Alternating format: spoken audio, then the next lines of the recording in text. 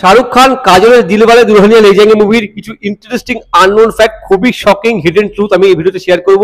Skip না করে ভিডিওটা পারলে পুরো দেখো, শকড হয়ে যাবে শুনে। সাথে সাথে এই সিনেমার বাজেট কত, বক্স অফিসে কত কালেকশন করেছিল, বক্স অফিসে কি ভার্ডিক্ট নিয়েছিল তাও শেয়ার করব। পার্সোনালি এই সিনেমাটা আমার কেমন লেগেছে তাও শেয়ার করব। স্কিপ না করে ভিডিওটা পারলে পুরো দেখো, আর যদি ভালো লাগে তাহলে অবশ্যই এটা লাইক করে দিয়ে যেও। So friends, welcome back to my channel. আজ 11 সেপ্টেম্বর 2025, বৃহস্পতিবার, মেঘলা ওয়েদার, মনে তো হচ্ছে বৃষ্টি হবে। পুজো চলেই এলো, আর কদিন বাকি, আর 2 সপ্তাহ বাকি নেই মহালয়। 21 তারিখে মহালয়, আজ তো 11 তারিখ, 10 দিন পরে মহালয়, মানে 9 দিন কাটাতে পারলেই মহালয়। সব জায়গায় আমাদের এখানে লাইট লাগিয়ে দিয়েছে। আমাদের যেখানে কাজ করি সেই অ্যাপার্টমেন্টেও লাইট লাগিয়ে দিয়েছে পুরোপুরি, আর মাইক লাগিয়ে দিয়েছে। বাসের কাজ চলছে, যে হোর্ডিং গুলো বানাবে বা কোনো লাইট যে লাগাবে, চন্দননগর লাইট লাগাবে, সেই প্রস্তুতি চলছে। ঠাকুর প্রস্তুতির কাজ জোর কদমে চলছে। সব জায়গায় কেনাকাটার হুল্লোড়। আর যখন নাকি বিভিন্ন জায়গায় টোটো ফোটো নিয়ে সব বেরোচ্ছে, সব প্রচার করছে বিভিন্ন শপিং কমপ্লেক্স, আর তার ফাঁকে যে মাইকে গানগুলো বাজছে, পুজোর গানগুলো শুনতে বেশ ভালো লাগছে। আর এই পুজো যে আসছে আসছে, মা দুর্গা যে আসছে আসছে, এই আগে যে এই যে মুহূর্তগুলো আমার এত ভালো লাগে, পুরো দিনগুলোর থেকেও আমার এই মুহূর্তগুলো বেশি ভালো লাগে। কবে কি ঠাকুর দেখতে যাবো, কি প্ল্যান করবো, সেই সবই একটা ব্যাপার থাকে। ইউটিউবে ভিডিও দেখি কোথায় কি প্যান্ডেল করছে, এই যে আগের যে মুহূর্তগুলো আমার বেশ ভালো লাগে। আর এই সবার মাঝখানে ভিডিওটা শুট করছি। যাই হোক, দিলওয়ালে দুলহানিয়া লে জায়েঙ্গে আজ থেকে 30 বছর আগে 1995 সালের 20 অক্টোবর রিলিজ করেছিল, সম্ভবত দিওয়ালি ছিল ওই সময়। লিড রোলে ছিল শাহরুখ খান, কাজল, অমরিশ পুরী, ফরিদা জালাল, পরমিত শেট্টি, মন্দিরা বেদি, অনুপম খের, হিমানি শিবপুরি, আসলা সচদেব, আরো অনেকে ছিল, সতীশ শাহ। ডিডিএল যে একটা romantic family drama movie, produce করেছিল যশ চোপড়া, রাইটার ও ডাইরেক্টর ছিল আদিত্য চোপড়া, মিউজিক দিয়েছিল যতীন ললিত, গান লিখেছিল আনন্দ বক্সি। এবার যদি বাজেট আর বক্স অফিস নিয়ে আলোচনা করি, ডিডিএল এর বাজেট ছিল 4 কোটি, আর প্রথম দিন বক্স অফিসে ওপেনিং নিয়েছিল 55 লাখের, আর প্রথম সপ্তাহে শেষে কালেকশন ছিল 3 কোটি 38 লাখ। মানে প্রথম সপ্তাহতেই অলমোস্ট বাজেটের কাছাকাছি চলে গিয়েছিল, বোঝা গেছিল সিনেমাটা শিওর শট ব্লকবাস্টার হবে, আর সেটাই হয়েছিল।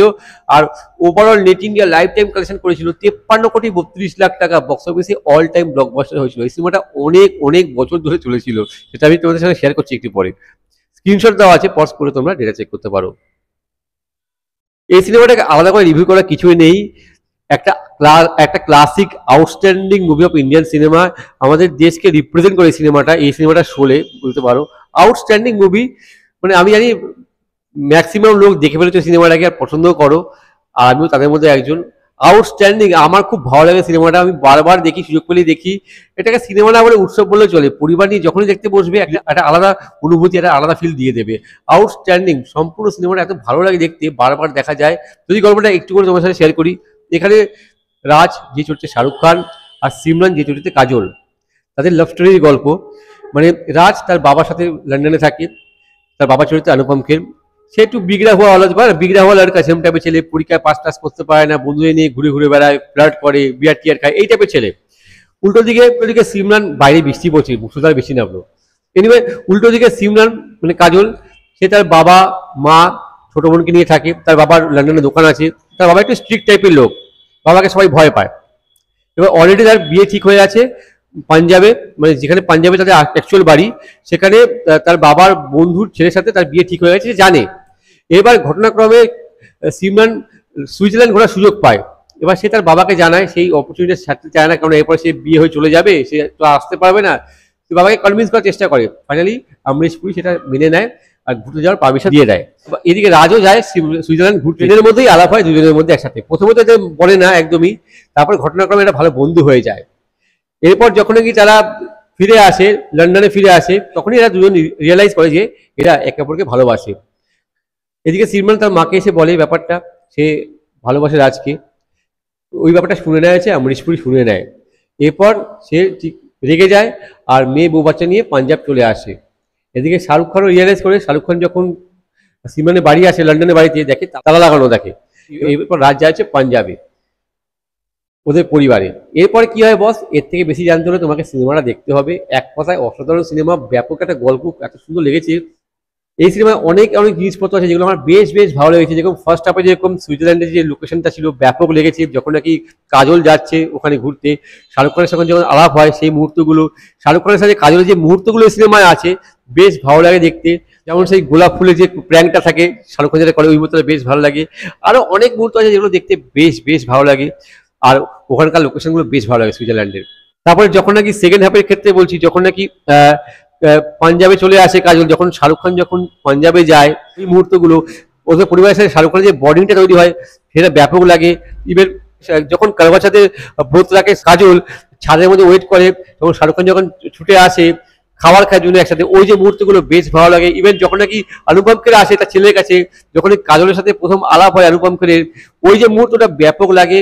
ইভেন যখন নাকি কাজলের মা মানে ফরিদা জালাল এই সিনেমাতে যখন বলছে দুজনকে যে শাহরুখ খানকে কাজলকে তোমরা পালিয়ে যাও এখান থেকে, তোদের ভালোবাসা কেউ মেনে নেবে না, ওই যে মুহূর্তটা থাকে বেশ বেশ ভালো লাগে। আরো অনেক অনেক সিন আছে যেগুলো দেখতে বেশ ভালো লাগে, সবকিছু বলতে গেলে অনেক ভিডিও লম্বা হয়ে যাবে।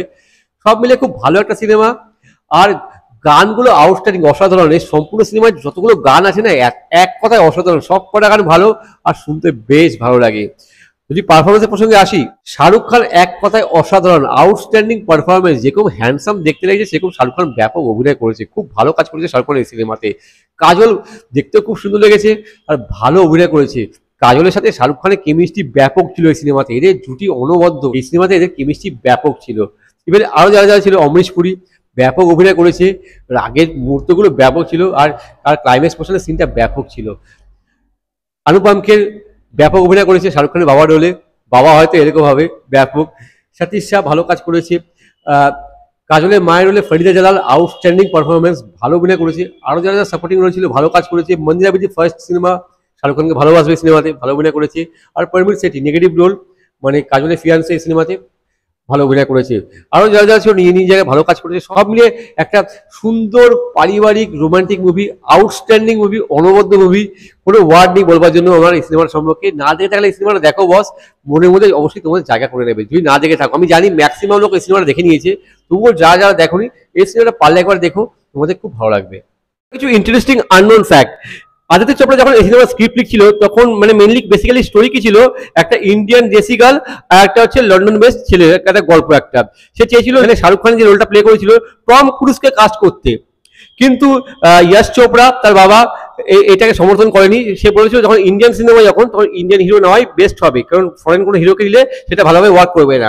এই জন্য প্রথমে শাহরুখ খানকে অফার করা হয় রোলটার জন্য, কিন্তু শাহরুখ খান প্রথমে রোলটা করতে চায়নি, কেননা তার বক্তব্য ছিল সেই সময় সে ভিলেন হিসেবে ভালো নাম করেছিল, মানে বাজিগর, ডর, আঞ্জাম এই তিনটে পরপর সিনেমায় ভালো সাকসেস পেয়েছিল আর তার কাজকে খুব পছন্দ করা হয়েছিল।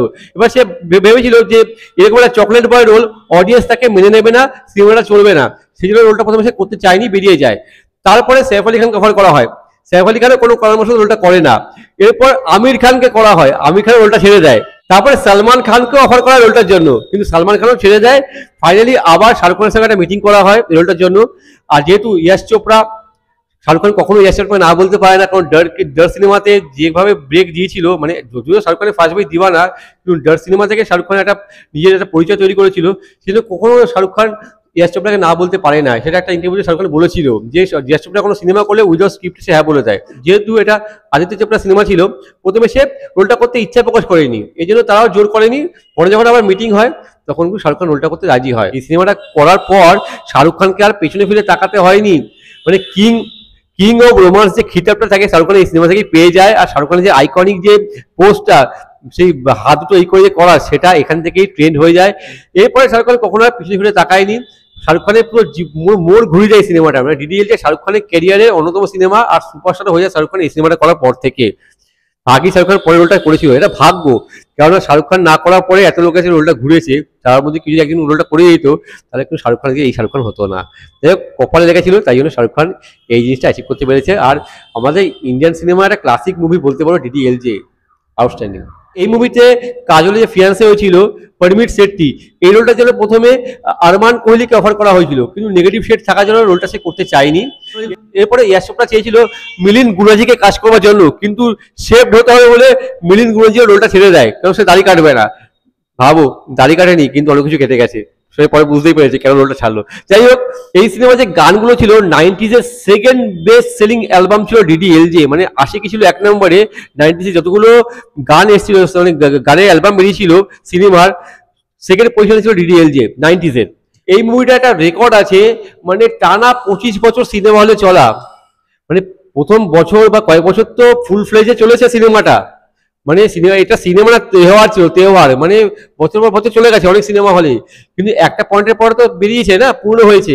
কিন্তু বোম্বের মারাঠা মন্দির সিনেমা হলে এই সিনেমাটা লাগাতার 25 বছর চলেছে নুন শোতে, আর লাগাতার সানডে হাউসফুল গেছে।